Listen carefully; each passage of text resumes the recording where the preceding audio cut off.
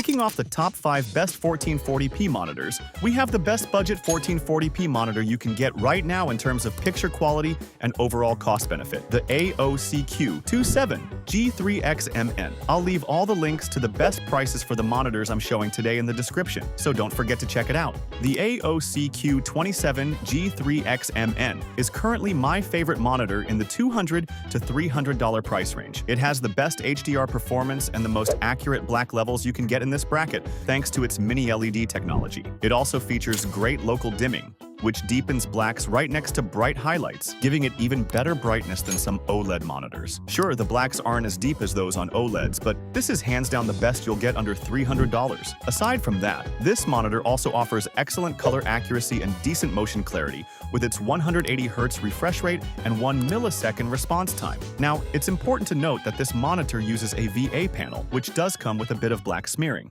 So, if you mostly play fast-paced games and don't really care about HDR or picture quality, you might want to go with an IPS panel instead. And in that case, the best option under $300 is the Asus ROG Strix XG27 ACS.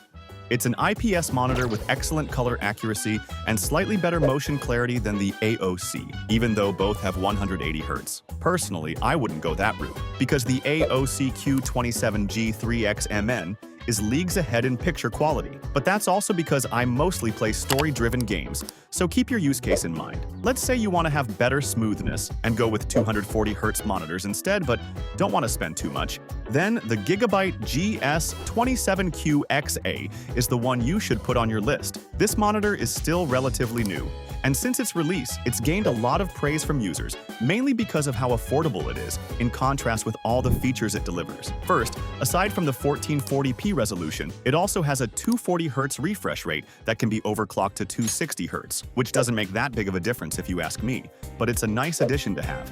In terms of image quality, it's got an IPS panel with vivid colors straight out of the box, which is something you'd expect from a Gigabyte monitor. It also has a solid brightness rating of 350 nits. The one area where I think Gigabyte could have done better is design. I'm not a big fan of the stand, not just because of the way it looks, but also because it only supports tilt, which limits the monitor's ergonomics quite a bit. Another thing worth noting is that this monitor doesn't have HDMI 2.1, so you won't be able to take full advantage of modern consoles or GPUs. But honestly, all of that can be overlooked when you consider that very few monitors around $270 offer this level of performance and features. For the price, it's a fantastic deal.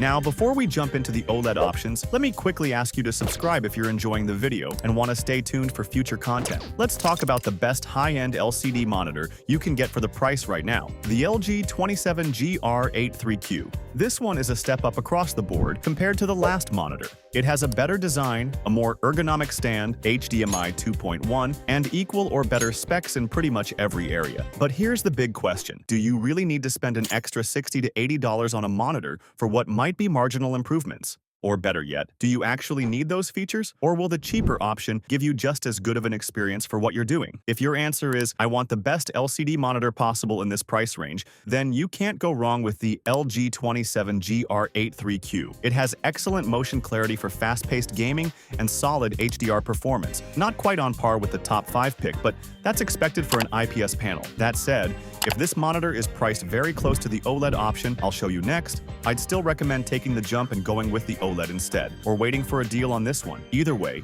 make your choice wisely. Now we've got what might be the best value monitor on the entire list, and honestly, one I keep recommending over and over, the AOC Aegon Pro AG 276QZD2. AOC somehow managed to include all the top features you'd expect from a premium OLED monitor, but kept the price way below most of the competition. It uses a QD OLED panel with a glossy finish, which is exactly what most people are looking for in an OLED these days. You get deep blacks, rich colors, and just an overall stunning image. On top of that, it comes with USB ports, VESA Display HDR 400 certification, 240Hz refresh rate, and enough brightness to hold up even in brighter rooms.